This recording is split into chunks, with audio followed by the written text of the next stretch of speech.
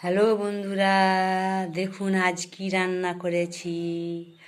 আজকে বাটা মাছ দিয়ে লাউ শাক দিয়ে কলা দিয়ে ঝোল করেছি।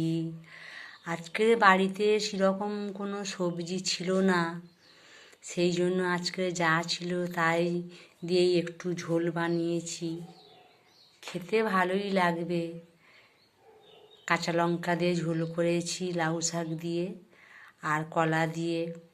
আজকের আর বেশি কিছু হয়নি, সেরম বাড়িতে সবজি নেই। বাড়িতে আজকে কম সবজি ছিল, আজকের বাজার করে আনবে। দেখুন কিরম লাগছে।